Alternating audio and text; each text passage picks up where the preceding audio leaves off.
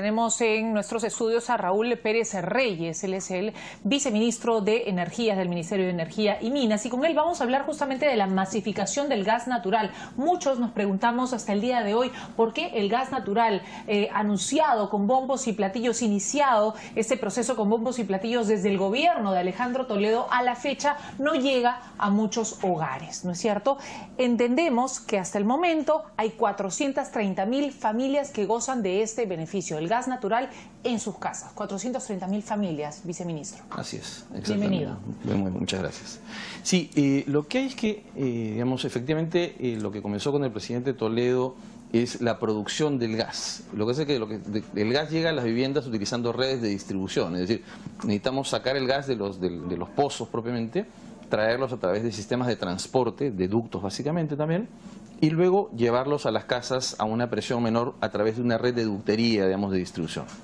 Esta es la parte más compleja porque implica una gran inversión en redes urbanas, en acercarse a la demanda. Cuando comenzó el gobierno habían aproximadamente 51.000 conexiones. Al día de hoy hay como 430.000, esperamos poder cerrar en 440 o 50 en el mejor de los casos. Cuando comenzó el gobierno de Ollanta Humala habían 50.000. 51.000 para ser preciso. 51.000. Hoy hay 430.000. 430.000, exactamente. Entonces hay un importante crecimiento.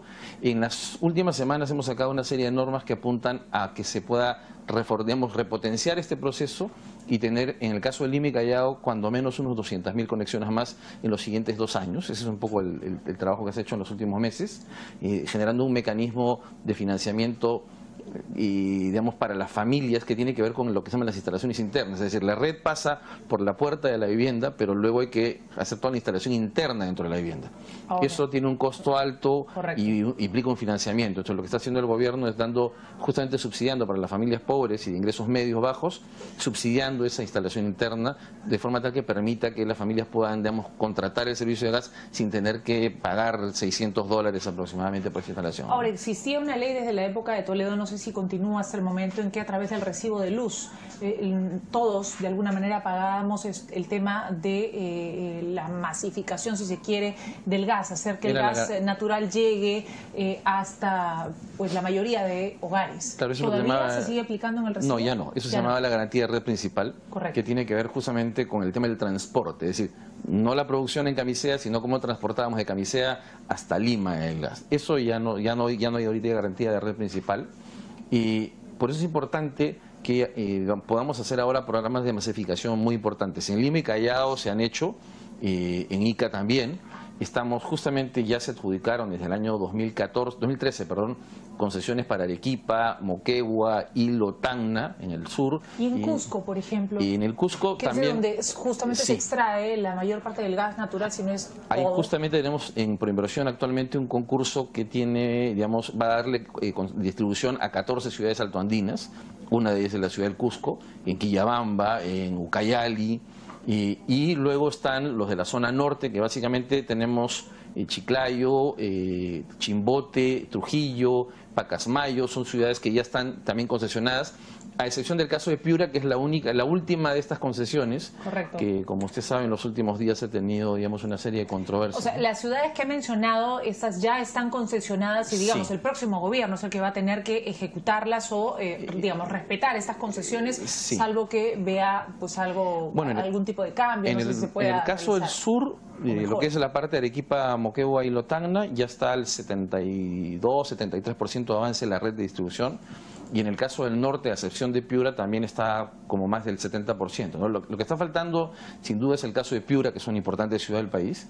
Y bueno, esperemos ya que una vez que concluya este procedimiento que ha estado, digamos, planteándose en las últimas semanas, que además con mucha controversia, dicho sea de paso, por este tema, podemos tener ya también el caso de la ciudad de Piura, el departamento de Piura, ya con el suministro de gas natural, ¿no? Ahora, la vicepresidenta Marisol Espinosa, y congresista por Piura, además interpuso, digamos, una denuncia contra la ministra de Energía y Minas, la señora Ortiz, por favorecer, según ella, a una empresa en el contrato de distribución de gas sin que exista competencia. Dijo, eso fue lo que no le gustó, que, digamos, prácticamente fue hecha a dedo.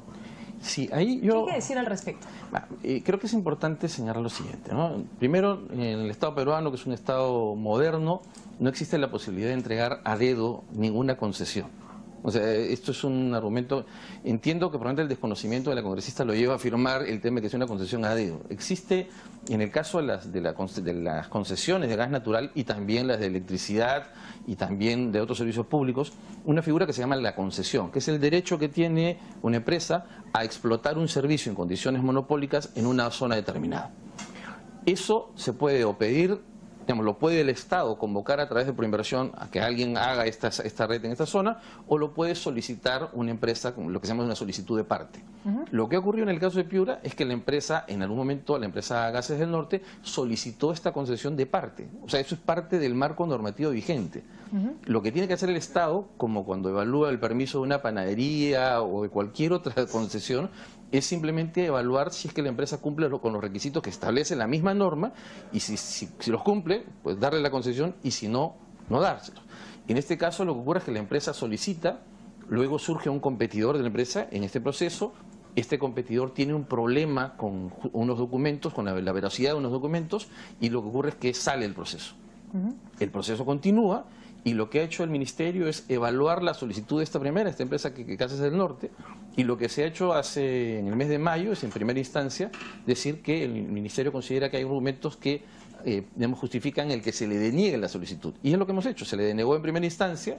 La empresa ha solicitado una reconsideración a esos argumentos, que son básicamente el tema de la propiedad de los ductos de una empresa generadora y el tema asociado al suministro del propiamente el gas. Ahora, el diámetro, disculpe que lo interrumpe, el diámetro de 8 pulgadas, entiendo que era lo que también señalaba la congresista Marisol Espinosa, que utilizaría esa empresa que el Ministerio ha designado, no es la adecuada para el transporte del gas. ¿Esto es así?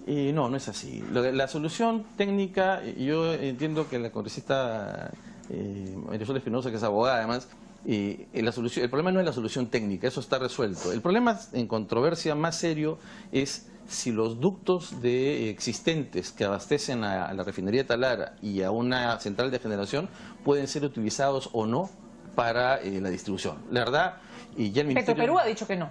Bueno, efectivamente, y nosotros también hemos dicho que esos ductos son de propiedad de empresas privadas preexistentes incluso al reglamento que norma este procedimiento de solicitud de concesión. Por lo tanto, lo que ya dijo en su momento en la primera instancia era que no era posible, digamos, expropiar estos ductos. Y correcto, en ese sentido, la verdad, no entendemos la razón por la que la congresista habla de faenones y hace... Ahora, otro de los puntos por los que la congresista tal vez hable de faenones es que en realidad era muy poca la población que iba a verse beneficiada en Piura, prácticamente el 10% de la población, que equivale a 64.000 consumidores, y en 8 años, en un periodo muy largo, que equivale a 64.000 consumidores, y en 8 años, en un periodo muy largo de tiempo. Entonces, ¿cómo se va a hablar de masificación si solo el 10% se va a ver beneficiado? A ver, ella habla de 3%. Ahí hay un error matemático, porque en realidad no es 3, es como 14,5% para empezar. Pero la otra cosa es importante, es que esto es asumir el total de la población de Piura, que es como 1.800.000 habitantes. En ninguna parte del mundo las redes de distribución de gas natural llegan a las zonas rurales en la primera etapa. Llegan siempre muy, muy lejos del inicio de la concesión. Lo que se hace en todas partes es que las áreas donde hay cobertura son las áreas urbanas. Por lo tanto, Piura es un departamento con un componente rural muy alto, por encima del promedio del país. Por lo tanto, lo que estamos hablando es que las redes de gas natural no pueden llegar a todos los pueblos de Piura y a todas las casas. Van a llegar, en primer lugar, a las ciudades de Piura, es decir, la ciudad de Piura propiamente, a Talara, a Sullana, a zonas urbanas. Por lo tanto, de lo que estamos hablando... ¿Y esos 64.000 equivalen a cuánto de la ciudad? Estamos hablando de más o menos, es casi como el 30% en las zonas urbanas. ¿En 8 años? En 8 años, en un primer momento. Pero es un periodo bastante largo, ¿no es cierto? Sí, pero estamos hablando de una inversión de casi 240 millones de dólares en el que el riesgo lo asume el privado. Quien sea, no importa si es esta empresa u otra. ¿Y esto es posible o sería posible que se pagaran 12 soles al mes por el servicio de gas? Bueno, ahí hay otra cosa importante. Hay una discusión sobre si el gas es caro o no. La fijación del gas no la hace el Ministerio. La fijación del precio del gas lo hace el regulador, en este caso Sindermin. Ellos han planteado 2 escenarios de gas, uno con la utilización de los ductos y sin la utilización de los ductos. La resolución de primera instancia dice no se puede utilizar los ductos, por lo tanto aplica esa tarifa que está más o menos alrededor de 17 soles. En Lima es 19.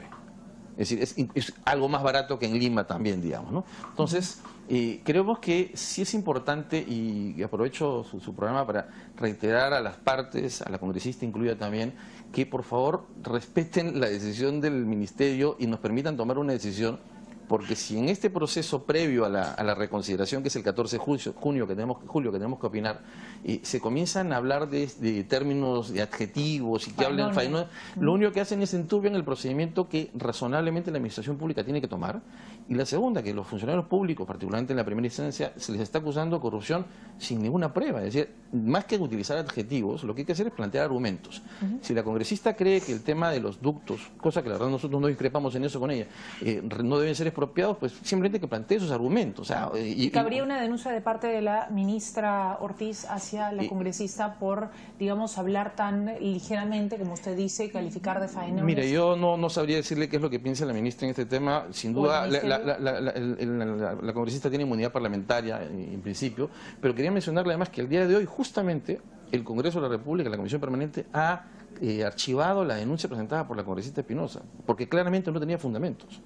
Es decir, entendemos que aquí ella ha hecho una argumentación de tipo político respetable porque justamente es congresista, nosotros no cuestionamos ese hecho, pero lo que nos parece es que en el tema de la atribución de responsabilidades a funcionarios públicos, la verdad su argumento no tenía sustento y por eso es que hoy día lo archivó el Congreso, ¿no? Muy bien, muchísimas gracias por su presencia, Raúl Pérez Reyes, viceministro de Energías del Ministerio de Energía y Minas, por estar aquí en Canal N y aclararnos un poco el panorama y el tema del gas.